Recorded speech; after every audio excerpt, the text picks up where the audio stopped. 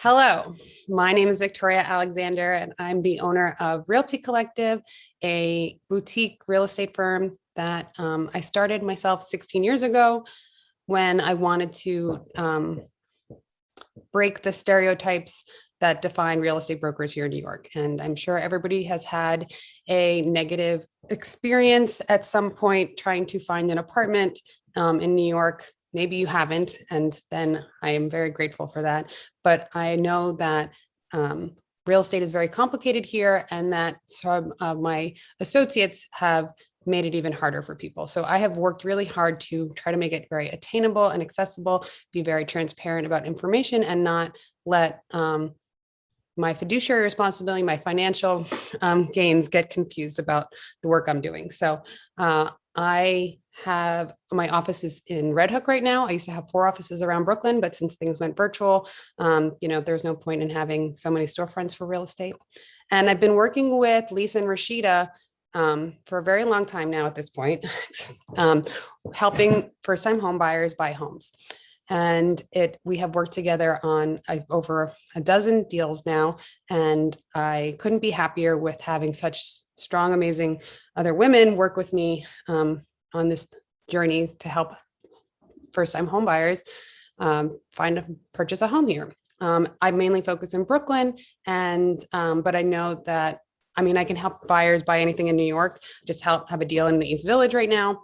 And I just explained, if not everybody was on, that Lisa is a mortgage professional that can do mortgages all over the country. And Rashidah is licensed here in New York and New Jersey. But I'm actually going to let them introduce themselves. So who wants to go first, Rashidah or Lisa? Lisa, you want to go?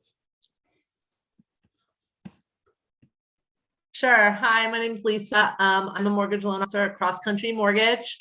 I've been in the business for about 6 or 7 years now. Like I mentioned before, my primary business is in New York City, but I do deals all over Westchester, Connecticut, New Jersey, California, across the country.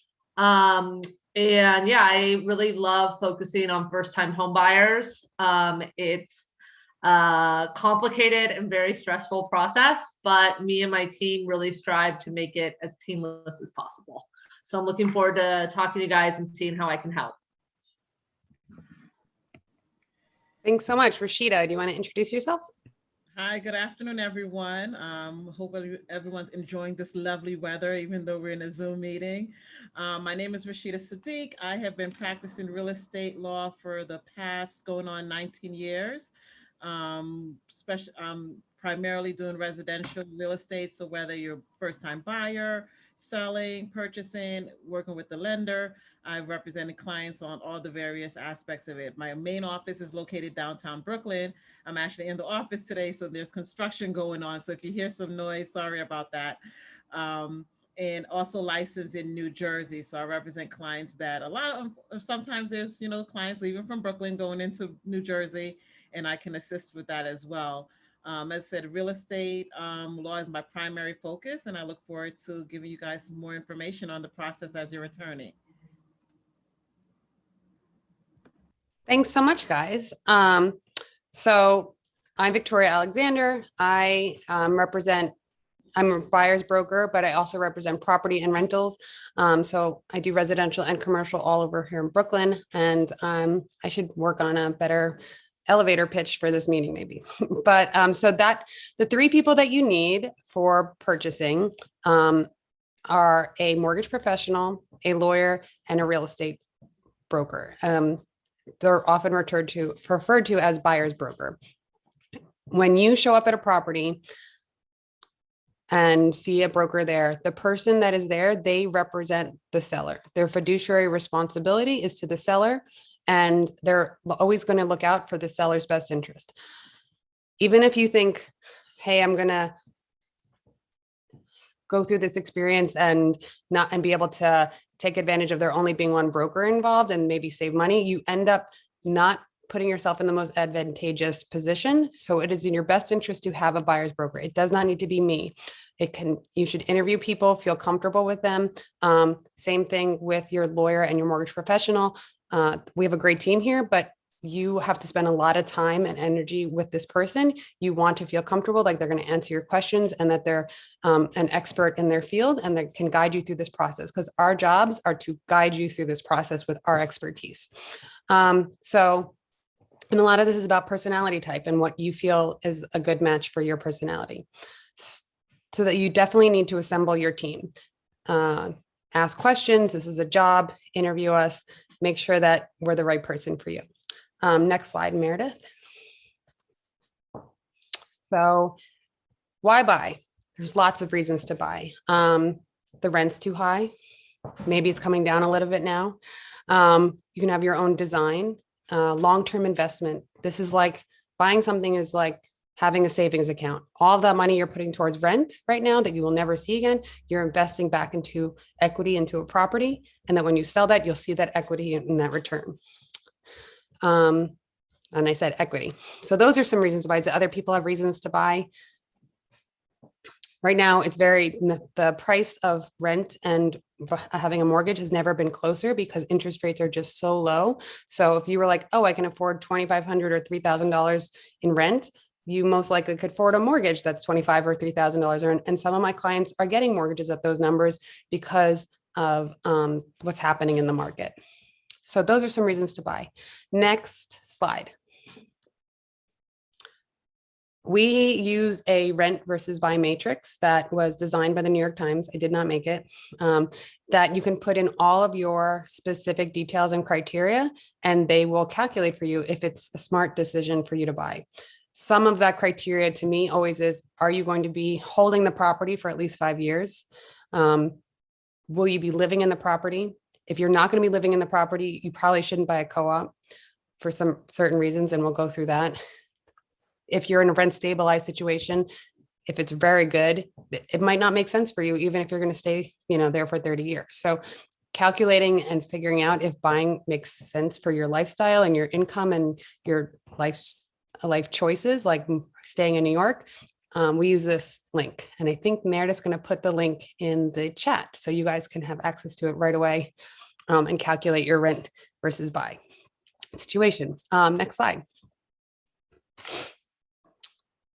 So I talked about this a little bit about assembling your team, your attorney, your mortgage professional, your real estate broker. You might need a contractor or architect if you're buying something that needs work, but you need a team of professionals to guide you through this process. I have a list of contractors and architects that we work with, also inspectors. You might need them. You'll need an inspector too to look at the property and make sure it's in good condition and there's no red flags and no major work that's having to come up.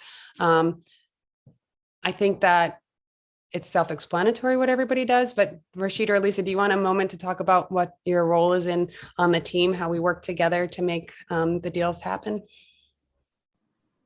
Yeah, let's Lisa go first and then I'll go second because that's kind of like the order, right? Yeah, I agree. Sure. You find the property, then Lisa, what do you do to be part of the team? So just briefly, I bring the money. So if you don't need me, then you can pay for this place in cash and that's awesome. But if you're not paying for it in cash, then you need a mortgage and that's what me and my team get for you. Then as your attorney, so I'm normally the third or last person on the team. Typically I get the call right after the offer has been accepted. Hey, we need an attorney. And as your attorney, my job is to make sure that when you're signing a contract, that all of the terms of that great offer that you put in are in the contract of sale, is to review the contract of sale, conduct my due diligence, and of course, prepare you for the closing date. So I think those are my three primary roles. However, throughout, I'm working with your loan officer, working with your realtor, and also working with the seller side to make sure that you get to that closing date. Great. So you have found your three professionals. You have done your research. You like working with Lisa and Rashidah and I, and you're ready to move forward. Next slide. What happens next? Financing. Usually you then figure out what your purchasing power is. And then I'm going to kick it back to Lisa because that is so important before you start searching, is to make sure a bank is going to give you a loan and what those numbers look like so that you don't get disappointed or have other parts of the emotional roller coaster that is the experience by having those numbers change once you've found a property and fallen in love with it. So Lisa, you want to talk about the financing a little bit? Yeah, 100%. So it's really important that you talk to a mortgage person, like as one of the first or second people you talk to, because like what Victoria said, it's hard for you to go out and figure out what you want until you know what you're going to get pre-approved for and what you can afford. And why waste time seeing something that might be outside of your budget, or also maybe thinking that your budget is significantly less than what you could really get a loan for. So, we start out having a conversation, and it's really sort of individual and personalized, because what I want to know is, what your job's like, how much money you're making, what you're looking to put down for a down payment, what kind of properties you're thinking about. And with all of that information, then we run your credit and I give you a pre-approval. And that pre-approval is really a rough draft, okay? It's a working draft that you use as you go out with Victoria or with your realtor to see places. And as you see other things, we'll adjust that pre-approval. So, all the time my borrowers go out, I give them a pre-approval. They go out, they're like, hey, I saw this place that was a little higher, but I absolutely love it. What would the numbers on that look like? And I get them a new pre-approval so they can see what that would be. In terms of the options that are available in finance, with the financing, there's tons. So the conventional is a 20% 30-year loan. You can also do FHA, which allows you to put as little as 3.5% down. If you're doing FHA, you're most likely looking at a single or multifamily property and you need to live in it. There's also 10% down products where you use PMI or mortgage insurance. And sometimes that comes off once you're at 80% equity, and sometimes it stays on. It really sort of depends on the program. So part of like when we're talking is for me to help you figure out very roughly what a mortgage would look like, so that then you have the information to go find the right place. Two things I'll tell you about the process. Once you begin the mortgage process, like we need to be in constant conversation. If you're changing something, if you're changing your job, that's something that you need to talk to me about before you put an offer on a place. If you're putting an offer on a place, you need to talk to me about it before you go into executed contracts. I had a borrower today who sent me an executed contract from 3 weeks ago. And it's a mess. It's like, you should have called me 3 weeks ago. Why did you wait so long to call me? So, what we're talking about in terms of building your team, these are really the people you're going to be talking to for months, if not longer, as you go through this process. I will say one thing just sort of about, condos or co-ops, which I'm sure we'll talk about more. Co-ops are they're a very special kettle of fish. So you really need to know that you're working with a lender that knows how to do them. It's really, really important. I talked to a borrower yesterday and I'm helping her with a deal that she was also talking to, I think, Quicken. And I'm like, look, whether you want to go with me or not, do not go with Quicken on a New York co-op. They're going to totally screw it up. So it's really, really important that as you're talking to someone, you make sure that they know how to do New York property. If you're looking at a co-op, that they know how to do a co-op. If they're asking, one thing to ask is, what are your turn times like? Turn times is how long it takes you when you're in underwriting, which we'll talk about a little bit, to get through the process. That's going to give you an idea of how long it's going to take you to get closed on a mortgage loan. And again, this is all really, really important information as you look into getting an accepted offer and getting the loan closed. So I feel like that was a lot of information. So I might have you guys move on, and then I'm it's sure okay. I'm going to come back to a couple things that are important that Lisa said. One is making sure you're hiring people that are New York City experts in all aspects. Somebody was like, my uncle's a lawyer. Your uncle is not a New York City real estate attorney who is familiar with co-ops and condos and all the complicated rules of, you know, a 200-year-old city has laid up before us. So please make sure you're hiring people that are familiar, that are not going to sabotage your deal. It doesn't, like I said, pick the person you feel comfortable with. I know you love your uncle. He's not going to do the job that you need him to do for you. Second, same thing with mortgage professionals. Co-ops and condos are really complicated financing. Those online applications like Better Mortgage and Quicken and Rate Me, they are not going to be able to help handle a co-op. So make sure that it's a real person that you're working with, not a bot. I always get those like Luke ads for I bought a computer apartment from a computer, and I look at them and I laugh at like, who would ever be proud that they bought an apartment with a robot? It just seems silly to me.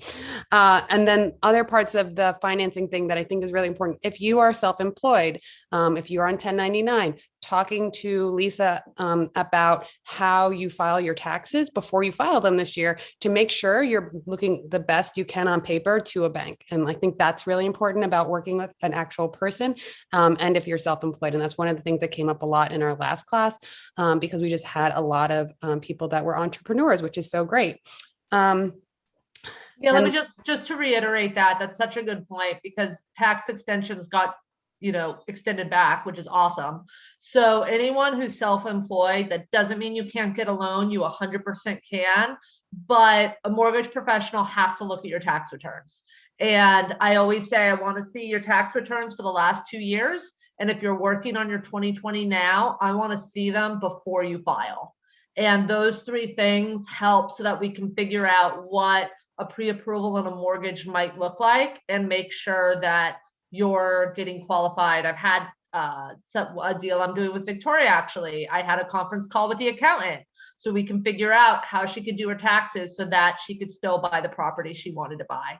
So that's all really, really important. Great. So we're probably going to come back to the financing piece, but usually what people do is they call me and they're excited they want to buy. I kick them the Lisa to make sure they get pre-approved. We don't want you to go see property without a pre-approval letter, and all the other real estate brokers that represent the sellers, they're doing their fiduciary response as a seller to make sure that only pre-approved clients that aren't going to, you know, just wander into the property come and see it. And so that's an important first step, is getting your pre-approval letter. Which Lisa will do for free and fast, you know, in under a day or 2, sounds like. Is a day or 2, Lisa? I don't want to misstate that. No, yeah, it is. Usually it's 24 hours. If I'm super swamped, if you call me, you know, if you called me today at 12, I might be like, I'll get it to you first thing tomorrow, once Perfect. I have all the information from you. Great. Next slide, Meredith. So, the internet has changed real estate. When I started this company, Craigslist, the Village Voice, I put up a lot of flyers. Things were a lot different back in the day. And that has also changed and evolved and made things a lot more transparent and accessible in good ways. Revenue, the real estate board, even though it has some negative associations with it, has made it so that all brokers that are members have to work together. So that means when you're looking on StreetEasy or Zillow, that the listings there are probably the same listings that we all have access to, give or take a little bit. The internet has changed that accessibility. And I think that's really just such a positive thing, so that you can really do your own research and not trust somebody randomly to say that this is how it is. My job is not to actually find you the property. My job is to help coach you through the process and get you to closing, to actually own the property that you found on the internet. So where do people search? StreetEasy, Zillow, Trulia. I know that on Zillow, there are listings there that are sold. They don't clean up their data. So if you see something that's been on the market for 200 days, it might just be lingering there because somebody forgot to hit a button. Having access to the MLS and for us to having a shared platform where we can communicate about the properties is important. Everything's going to be aggregated in one place for you. StreetEasy and Zillow are great places for you to search and then send me listings. And if you have a buyer's broker like me, I would schedule everything, send all your COVID forms, because nowadays you have to sign a COVID form for every single property you go to, and there's no more open houses. It's by appointment only, which has made it a little bit more complicated, but luckily we have made it pretty seamless for people to get those forms together and in. So you're searching on the internet, you're finding great things, and then what happens after that? Next slide. So what are you looking for? Location, size, type, amenities. There's a big difference between buying a condo and a co-op, not only with the type of property, but the closing costs associated with it. Co-ops 1 to 3% in closing costs and 3 to 5 for condos. Is that correct, Lisa? I'm sorry, what? For closing costs for Yep, they're right around, not including your attorney fee, they're right around $4,000-ish, give or take. That's for a condo? For a co-op, for a For a co-op. co-op. And a condo, what is the average? Roughly, I would say, I mean, it's a little different because it's based on the mortgage amount. Right, so it's a percentage usually. It's like 3 to 5%, is that right? Yeah, that's about right, I think. Yeah. For sellers, it's around 8% to sell. So you have closing costs on both sides. So if you're the buyer or the seller, just realize that you're going to have those costs as a seller after you own something. So you're narrowing down what you want. Really, you have to think about building typology, condos or co-ops, and then what amenities you want associated with that. If you want to live in a doorman building, you're most likely going to live in a co-op. Where are co-ops? Brooklyn Heights, Prospect Heights, a lot of Heights, Prospect Lefferts Gardens. If you wanted to live in a co-op and live in Williamsburg, it would be really challenging. Williamsburg is a redevelopment, a rezoning. It was mostly a manufacturing neighborhood before this, and that's why there's all that new construction. New construction is condos. There's also fees associated with buying new construction, transfer taxes, and some other things that we need to prepare for if you're looking to buy in something that's a brand new building. So thinking about all of these things, you really narrow down if your desires and needs match up with the building typology that are present in that neighborhood. And then I always tell people, okay, make your list of 5 deal breakers and then realize that you're only actually allowed to have 3 deal breakers. But it's part of the learning process to go through and figure out what's really important to you. Because in New York City, unfortunately, you're not going to get everything unless you have an unlimited budget. And lucky to that person. Okay, so next slide. So you found the perfect co-op in Brooklyn Heights that requires 20% down and a board interview and a board package. And we negotiate the terms that your offer is contingent on financing.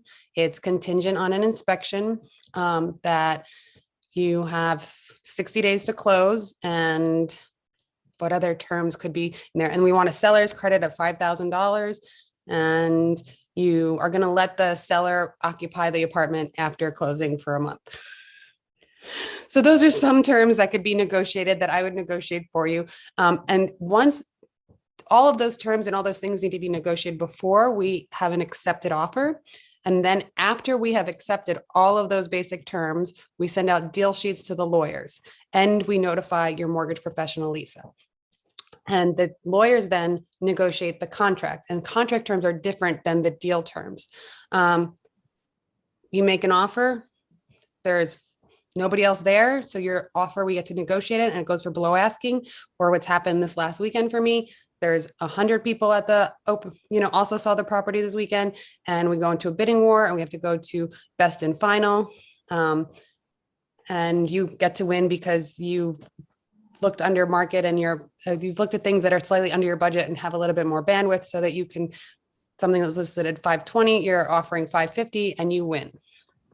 But then you have a week, usually, if you're having that sort of best and final pressure, to do your inspection and your lawyer to look at your due diligence materials. And I'm going to let Lisa and Rashidah then talk about what happens after we negotiate those terms and we get the offer accepted. So so I normally come in once that offer is accepted and that deal sheet goes out to the attorneys. So in New York, the seller's attorney prepares the contract of sale and they send it over to the buyer's attorney. So I'm going to kind of focus on generally what's in your contract of sale as far as your contingencies. Standard contingencies in the contract would be your mortgage contingency. Typically, it has that you have 30 to 45 days to get your mortgage. If you're not able to get your mortgage within that time period, or if you're denied for a mortgage within that time period, you have a right to cancel the contract. Second contingency depends on the type of property. So if you're buying a co-op, then that second contingency will be the board approval, which can take anywhere from another 30 days to get your application in, get you interviewed, and then approved by the board. If you're buying a condo, it's not such a big deal in New York because condos have what we call as a right of first refusal, but 99% of the time they don't exercise it. So it's just kind of a matter of recourse. If you're buying new construction condo, then there's a bunch of other things that have to be in place in the contract of sale. But the point of your attorney is to make sure, depending on the type of property, to make sure those contingencies are in there, that you understand the deadlines. Deadlines are very, very important, especially when it comes to your mortgage deadline. If there's any for closing dates, that you understand the closings. In New York versus other states, it's an on or about closing date. Most times, sometimes it can be an on or before, very rarely, but sometimes there is a time of essence closing date. And for new construction, it's normally a 30-day time period to close once you get the notice from the sponsor that they're ready to close. So these are especially important because for your timing wise, you need to know, what am I working with? If I'm looking at an on or about 60-day closing, 30 to 45 days to get to my mortgage, that doesn't necessarily mean you're going to close on that 60th day. So when you're locking in your rate, when you're scheduling movers, you have to understand what that on or about period means. And as your attorney has to explain that to you. And it means there's a grace period. There's a grace period of 30 days typically. So you have to make sure that your rate doesn't expire within that 30 days because you can't force the seller to close. And even that, you still have to have some more grace period in there to account for sending out time of essence notices and things like that. So it's very important that you understand those contingencies in the contract as far as your closing date, your mortgage contingency. When you're buying a condo or a co-op, very important to do due diligence. Due diligence happens prior to you signing the contract. So your offer's been accepted, they sent out the deal sheet. Now documents go out to your attorney, which are the condo documents or the co-op documents. That's the offering plan, the financials, hopefully as much information initially, but some after that, the attorney's kind of pulling teeth sometimes to get the management company to send us more additional documents like your house rules, your bylaws, the board meeting minutes, because we want to know that you love the property, it looks great. However, you're buying into a corporation or you're buying into a condo association. So you want to know financially, is it a great investment or a great place for me to live? Because there may be common charge increases in the past that are going to come up, or there may be assessments, or they may have a big capital improvement that's going to come up. Maybe their reserves are not a lot. So a lot of these things that you need to flesh out, even though you love the unit, your attorney has to do that due diligence to make sure that as hopefully you're not as surprised as going into a building and then find out, 2 days later, I have a huge maintenance increase that's going to go up by 15% because my attorney didn't do due diligence and realized that they've had maintenance increases of 10% for the last 5 years. So most likely there's going to be another one coming up, even though it may not be guaranteed. So those are the things that we are negotiating and making sure that's in your contract of sale. Also important is that as is clause in the contract. Everybody says as is, but what does as is mean? As is means that you either done your inspection, so you understand the condition of the property and you're taking it in as this condition.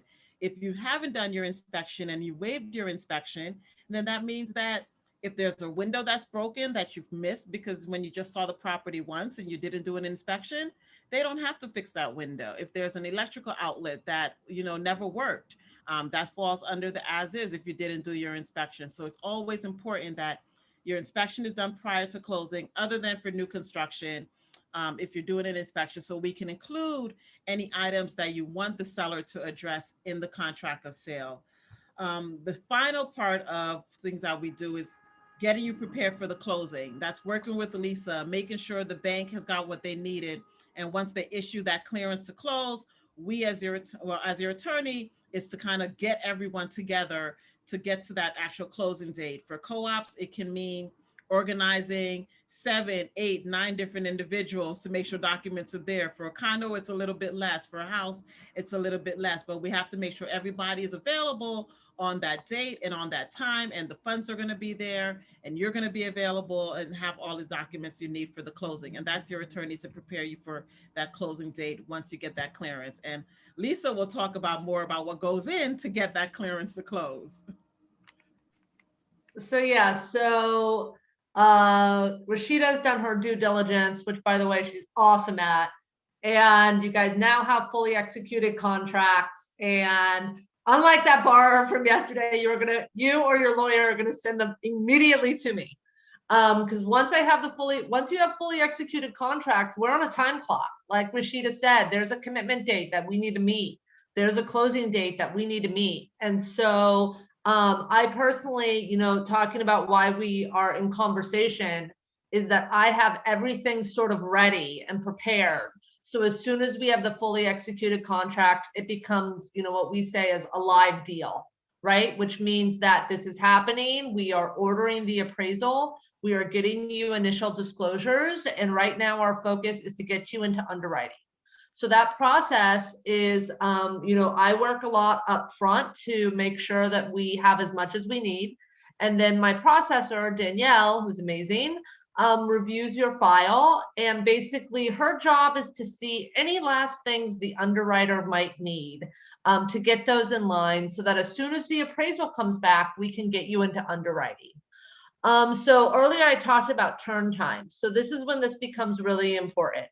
If you have a commitment date of 30 to 45 days and you're working with a mortgage professional whose underwriting turn times are 60 days, that's going to be a big problem because that means the moment that the file gets in line for an underwriter, it's going to be 60 days until they see it.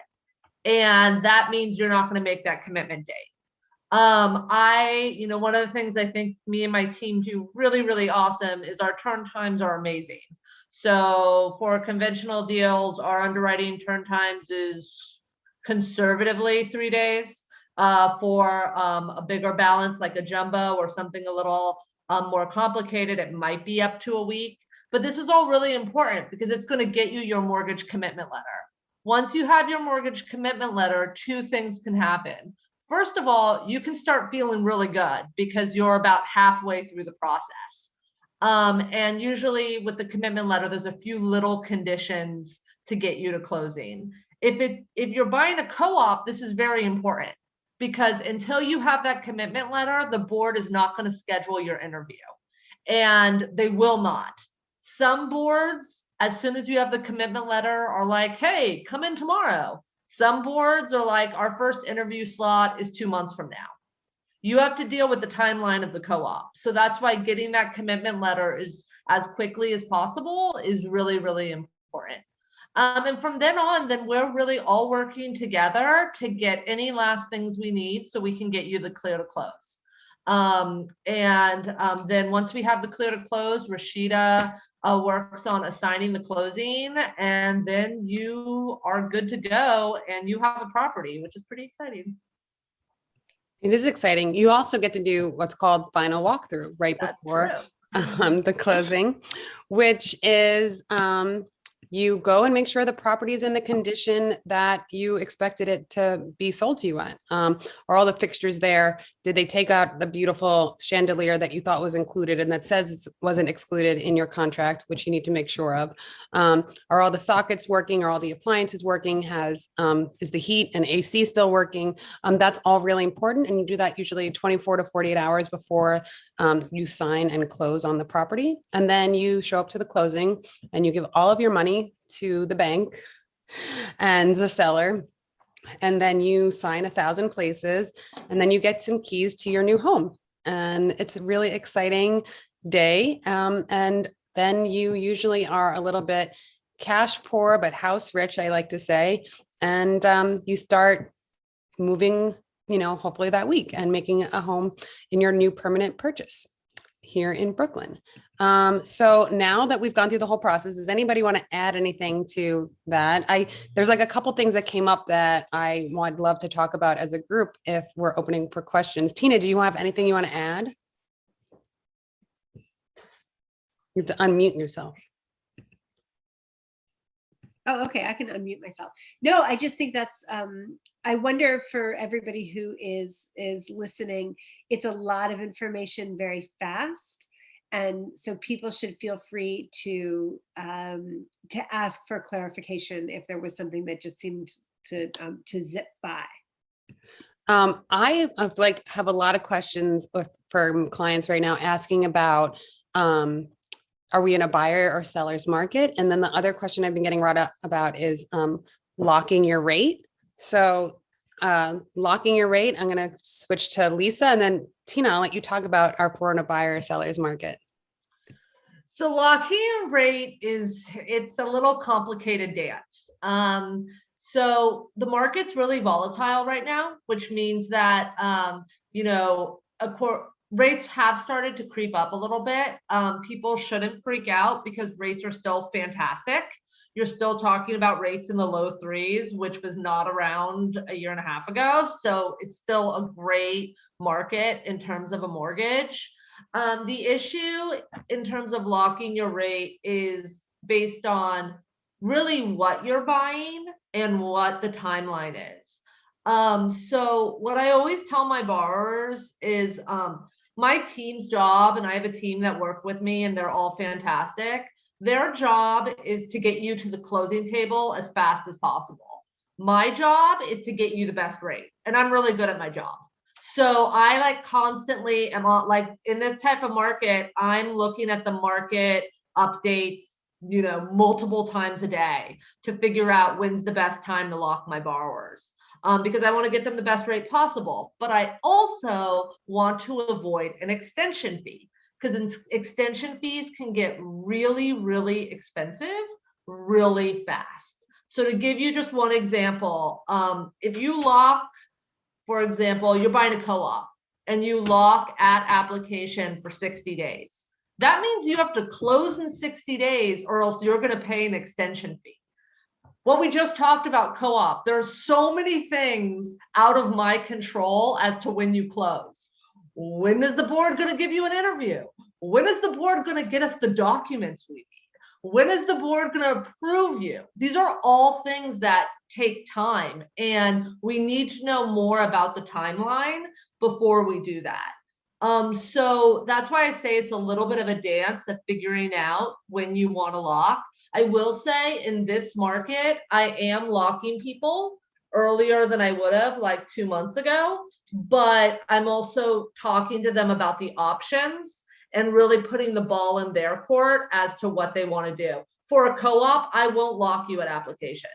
I just won't do it because it's a bad idea.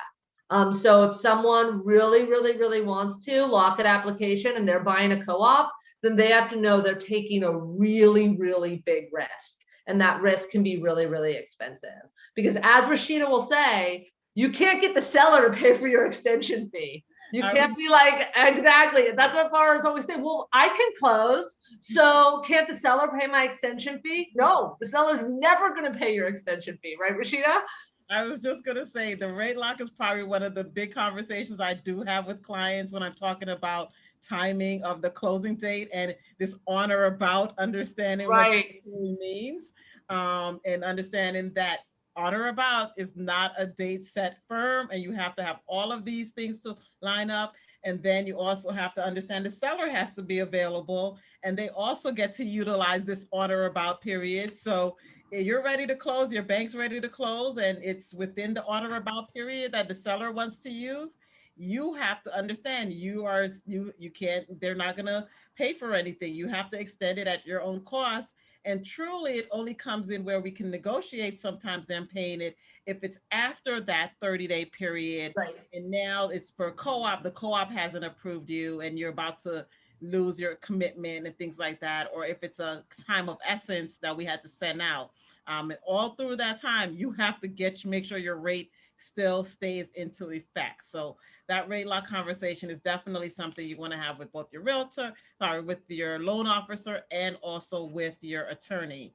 And I think I'll just add one more thing, is that this, I think, is a really great example of why it's really great to work with a team that all talk to one another, because we are working on quite a few deals right now that the rate lock discussion, I basically got Victoria and Rashidah involved, being like, hey, how are we looking on board approval? Hey, how are we looking on this? Because that information helps me so that I can tell the borrower, okay, I think we're good, let's do this. Or nope, Rashidah, let me know there's something going on with title. We need to wait because that can take a really long time, or something like that. So that's why, like, having the team discussion is and having a team that works really well together is really, really important. I can't emphasize that enough, that it's so important for me to be able to call somebody that I have such a personal relationship with, to have a really honest and straightforward conversation, because I've worked with them before, like Rashidah and Lisa.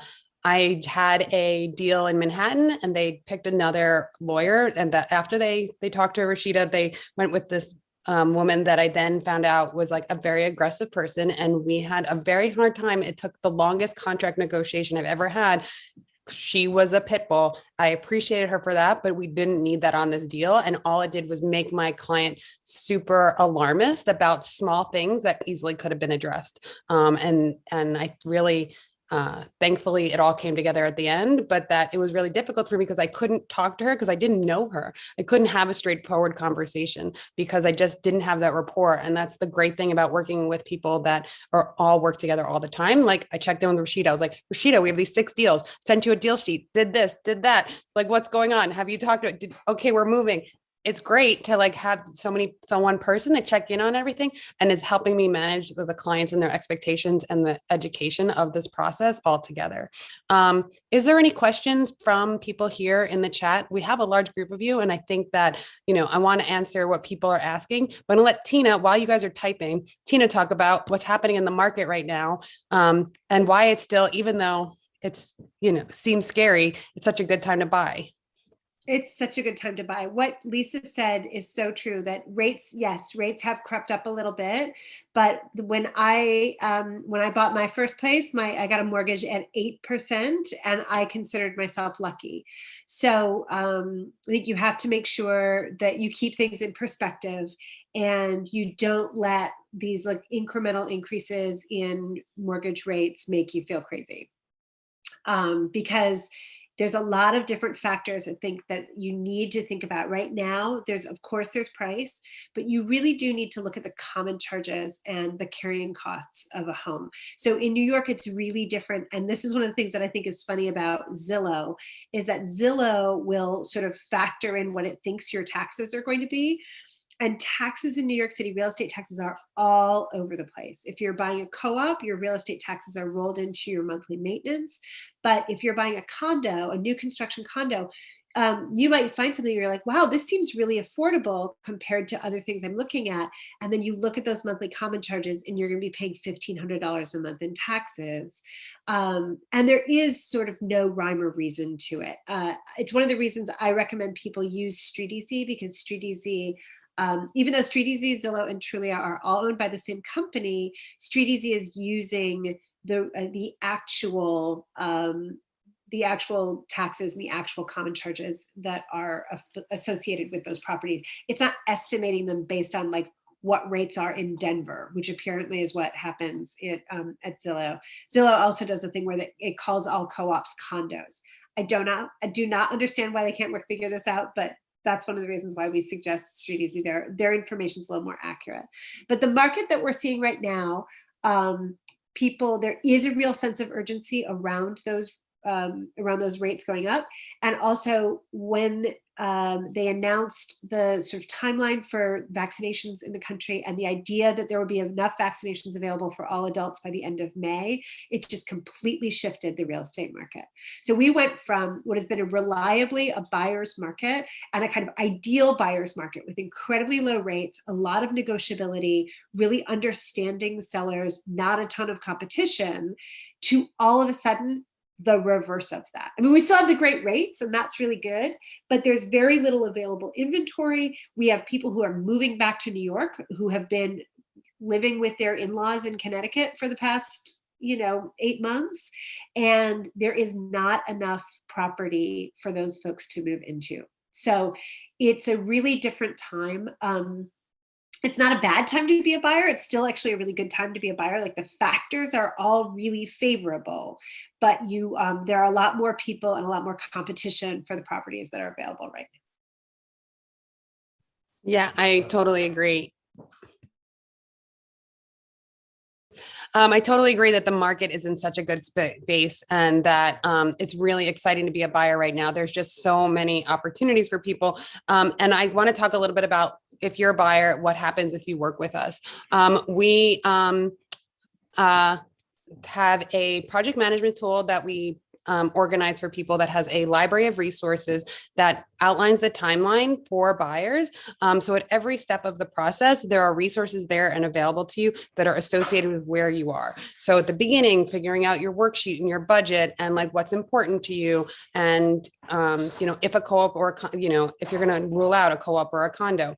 And then, next steps, you're ready to look at property, what you should do at open houses, or when you're organizing, and what you should look for and ask for when you're in the specific property. So we use this Basecamp. It's just a project management tool to help have people have resources for the experience, so that every step of the way that you feel like you're harnessing the education, so that you're armed to make the decisions once you find the property that you fall in love with. We also encourage people to, maybe make offers on the place that you like, but you're not in love with. So you get through that experience. You are not committed to buying until you actually sign your contract. Everything that happens before is you doing the research and talking to people and figuring out, is this where I want to buy? You're talking to Lisa, you're talking to Rashidah, you're talking to your buyer's broker about the due diligence materials. I want a dog in the future. Is this property going to make sure I can buy a dog? Is their alteration agreement really, really challenging? Am I ever going to be able to renovate that kitchen because the co-op is just so stringent? These are the type of things that you need to vet and go through to make sure that the property is right and matches your needs and lifestyle choices. Because you're going to be here for 5 years. You don't want to sell in under 5 years, because it makes it really hard to recoup your closing costs on both your buy and your sell side. Is there another question in the chat? I see the chat going. Christina is answering the only question I had. Regarding on how you all adjusted during the pandemic. Yeah, it's been an adjustment. We used to have this class in person. And once the pandemic hit, I got the nerve to join Zoom. I'm still always a little stage fright. Has never been easy for me to be in front of everybody, but we shifted. And I think that it's been such a great resource for people. For a class that we have done in person for 15 years, we used to do with Brooklyn based at the Brooklyn Brewery, and we all would have a glass of beer in our hand at this point and be talking about everybody's wants and needs. There was sometimes more interaction. There's a question about incentives for first-time home buyers. What incentives are there for first-time home buyers? I think that's a Lisa, maybe Rashidah question.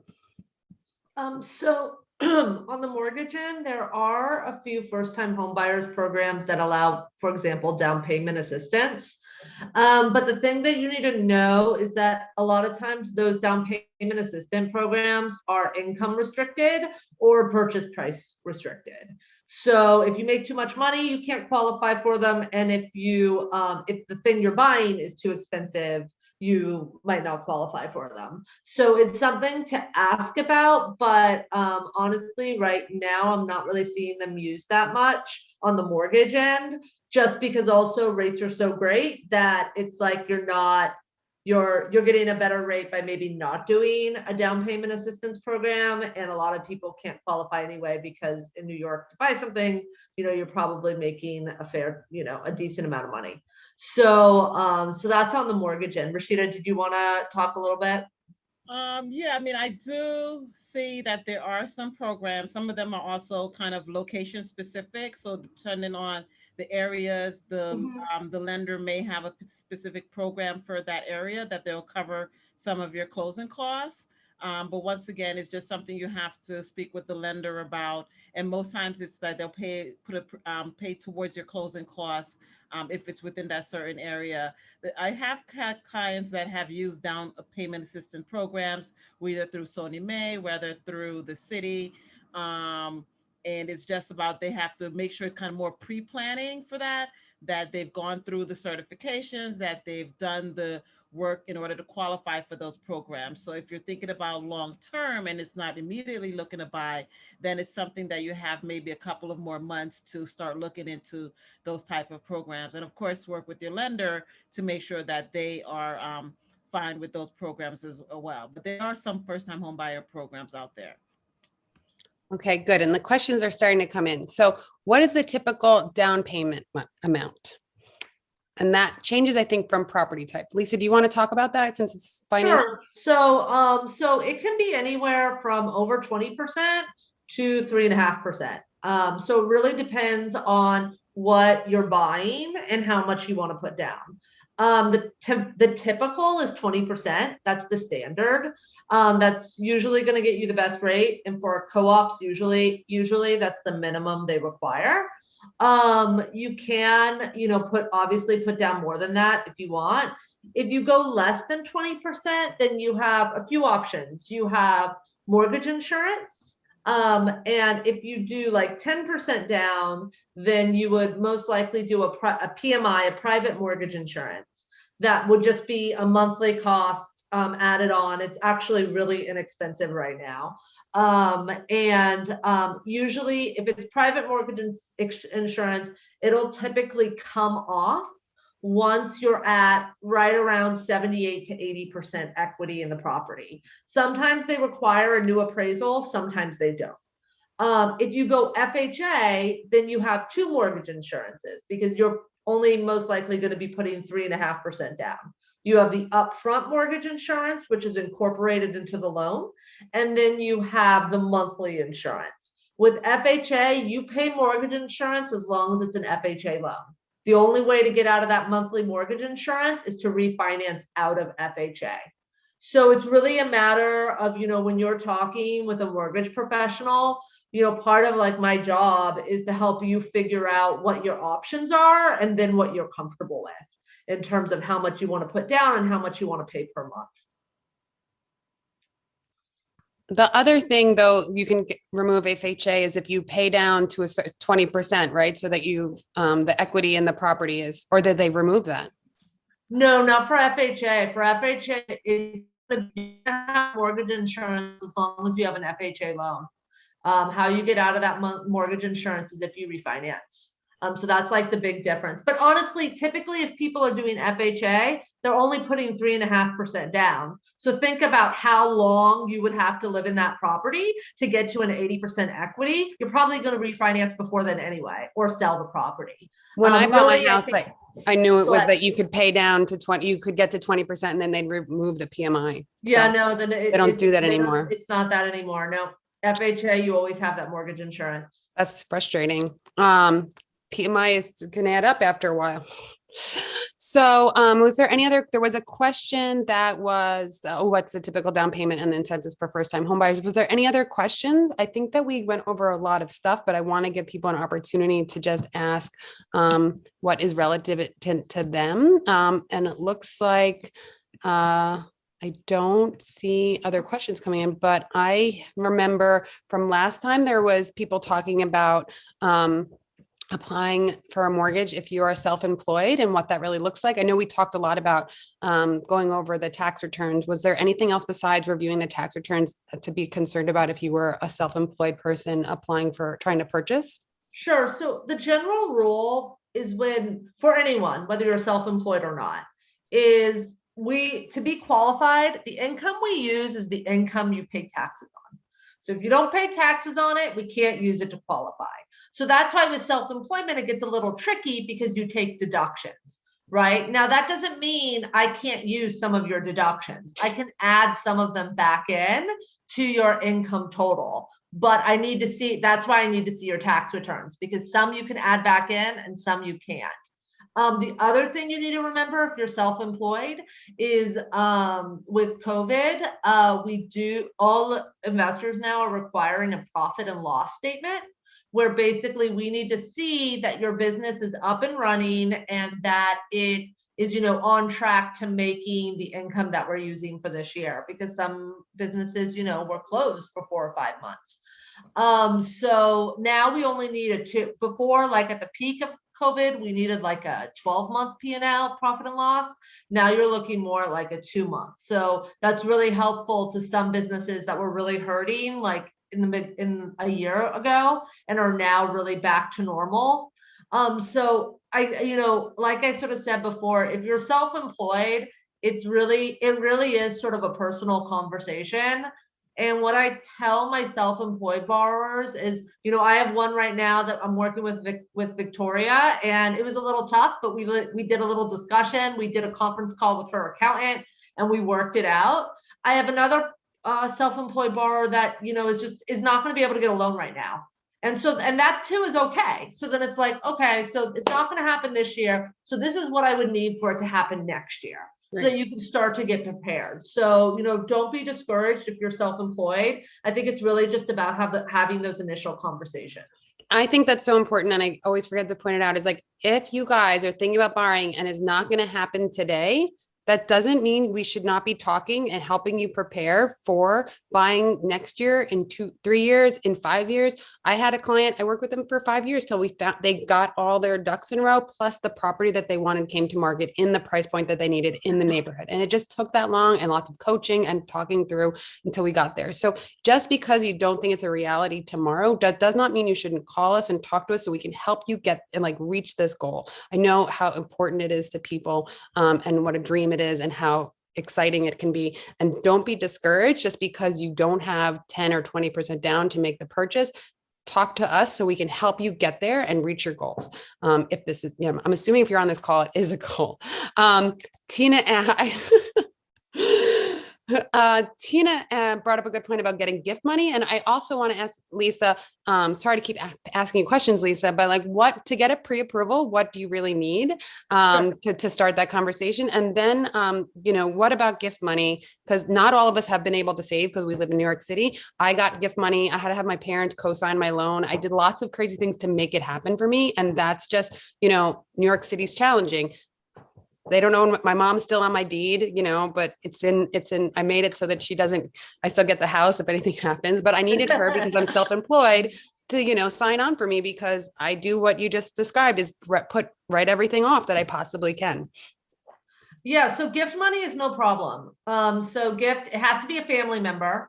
That could be a fiance or a spouse as well, but it really needs to be a family member. If it's not a family member, we need to have a conversation. But typically it really needs to be a family member. The most important thing about gift money is, so if we're using a gift letter is what we use for the sourcing of the funds. So basically when you get a mortgage, all your funds have to be sourced. We have to know where the money's coming from. So if you're borrowing if you're getting a gift of $10,000 from your dad, we need to see that money coming from his account and going into yours. So if your dad has $10,000 in a shoebox in his room, that's going to be a problem. I've actually had borrowers that this happened. That's going to be That was my client. And we need to have a conversation about how we're going to make that work, because like bringing cash to closing or it doesn't work. We need to see the money. We need to see where it's coming from. I get this question a lot in terms of gift funds or a gift letter. This is totally different from an IRS gift situation in terms of taking taxes off. We really use the term gift just as a sense of we're sourcing your money that's not coming from you, that is going towards the down payment. And in terms of what do you need for pre-approval? Oh, pre-approval. Thank you. So for pre-approval, I need to have a conversation with you. I need you to fill out an application, which is free. I do that because it's on a secure portal, so your information stays private and secure. I need to see a few documents like pay stubs, salary, and most importantly, I need to run your credit. Sometimes borrowers really don't want to do that. And the issue I tell them is I can give you a pre-approval without running your credit, but you have to realize it means very little. because your credit report is really important to getting qualified, because that's showing me what debt you're on the hook for, as well as your credit score. So, and people ask a lot, well, I don't want my credit to be affected by, you running my credit for a mortgage. So running your credit for a mortgage is a protected category, because you got to run your credit to get pre-approved for a mortgage. So the only time I've ever seen it affect someone's credit score is one client I had was literally had 10 banks run his credit within 2 days. Yeah, that's going to affect your credit score. So like if you don't, but we're in a normal people, having me run your credit, it's good for 4 months. I will run it once and I won't run it again unless we have to, because at that point you found a property, and I would never run your credit without you giving me express permission to do so. So, which is important, and something when you talk to a mortgage professional, you should know that someone's not just like running your credit without your permission, because that's just not a good way to operate. Thanks.